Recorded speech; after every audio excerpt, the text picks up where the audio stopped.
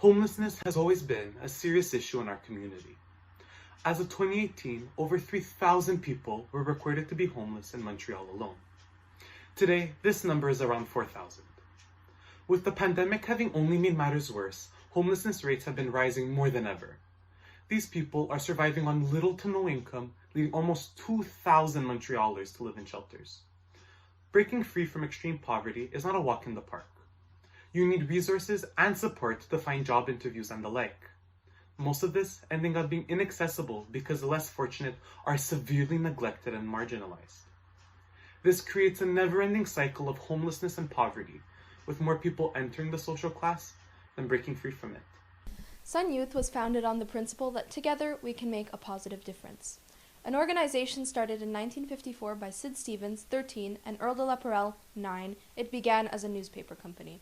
They would handwrite the newspapers and rent them out, the profits being generated towards purchasing sports equipment and renting a gymnasium for those who wanted it.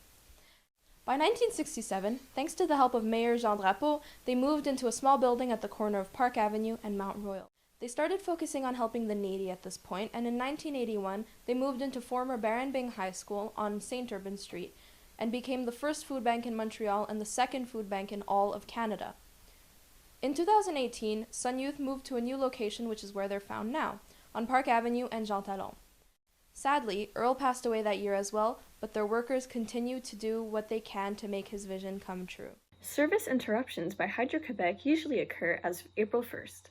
Individuals who are experiencing outages due to late or missed payments can request Sun Youth's assistance to negotiate a payment agreement with Hydro-Quebec.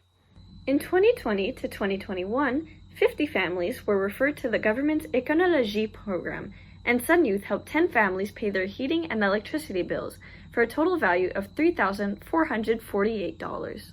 In spring of 2020, Sun Youth assisted Innovation Jeunesse at Capital Square with hundreds of new blankets and food.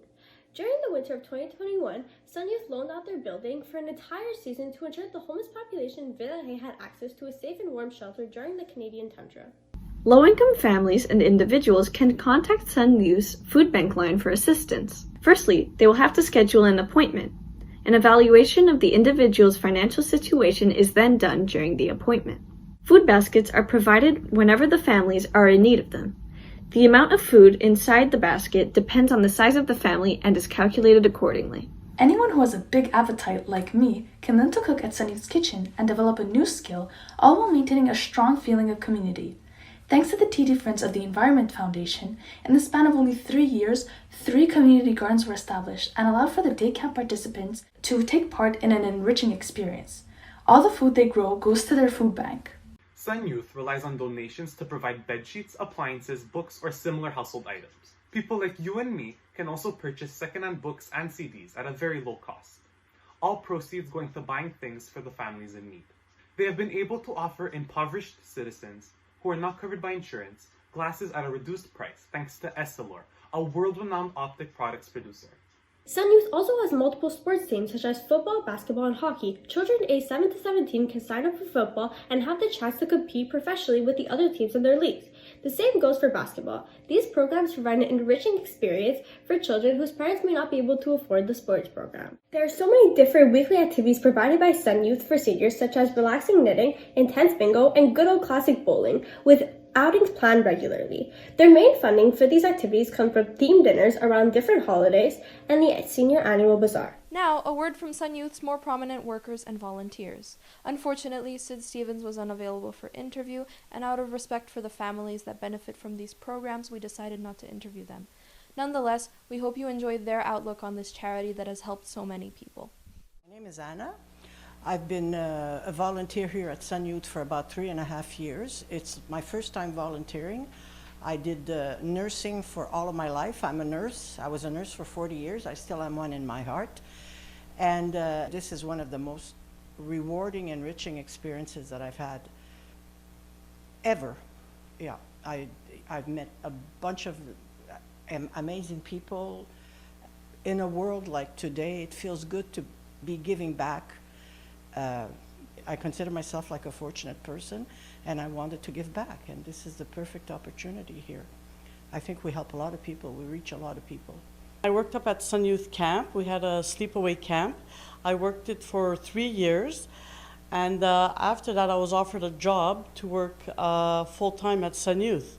I've been with the organization for 33 years, and I love it ever since. I love helping out, people, kids, everyone. I get involved in a lot of things. We were pretty small back then, and we have a lot more programs. We do, and we're pretty much well organized with everything. Like, our marketing department, our donor relations department, and we're out there. We're more visible to the public. I do donor relations. Basically, I'm in contact with donors. We try as much as possible to get in funds to run all our programs.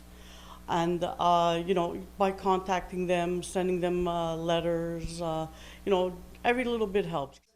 I started working at Sun Youth on September 15th, 1995. I was working in the clothing room. The educator, Gabrielle, was liking the way I was working, so she had a meeting with Tom Kochek and Maddie that time to see if they would allow me to have a trial run in the food room. They put me on the extra program on first. I was still on welfare, but at the end of the month, Sun Youth would add $100 to the welfare check. I was on the extra program. But then, after Christmas in February of 1998, they liked the way they made me a regular employee. Because I'm having some little problem with the osteoporosis, they made me back as a volunteer. Instead of just saying, thank you for the 23 years you've been working, they kept me on as a volunteer. I'm getting $220 every second week, where I was a regular employee. I was getting $500 at that time. So it went down. But at least it's better working 3 days a week than just having to stay in the apartment all day. So my name is Vanessa Afonso. I'm manager of emergency services. I'm going to be doing my 7th year at Sun Youth. Previously, I started as a stagiaire in the crime prevention program as security at our old location on St. Urban and Rachel. It was at Baron Bing High School.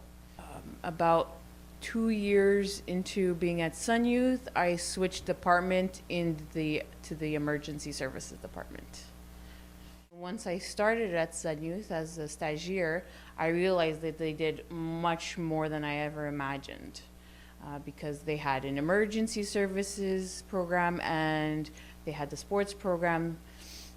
They had a day camp, they had a sleepaway camp, and just within the emergency services, they have the food bank, and I didn't realize that they did that many more services. Per month, we have about 1,500 families that come to our food bank. We have about 100, a little bit more, depending on the day of people that come in for appointments per day. We serve people within the poverty line, so people that are dealing with low-income poverty. That background could look like a multitude of different kind of clientele. Of course, then we have specialized programs. So, for example, we have victims of crime. We have children's help program where we help with schools that are in impoverished neighborhoods, as well as sick children that are their families are referred to us by the Montreal Children's, St. Justine Hospital, Batshaw Youth Centers. We have the food drive during Christmas, and we serve a maximum of 5,000 families, usually within 2 weeks. We also have Hanukkah baskets as well. Usually it's in the end of November, so right before the Christmas baskets, we'll do the Hanukkah baskets. Another drive that we have is in August, we'll have the back to school, so where we give bags with school supplies, as well as new clothing for the whole family. So it's in part a half clothing drive, half back to school drive. While it is impossible to completely eradicate homelessness and poverty, it is important to raise awareness. Furthermore, offering your time at a soup kitchen or volunteering anywhere you can is a wonderful way to help the impoverished members in your community. Finally, you can donate to the charity of your choice and help them diminish the number of people without sufficient income to properly survive. It is best to help people with an open mind and without judgment. Make sure to be receptive to their needs. Do not look down on them and treat them like you would treat any other person you meet.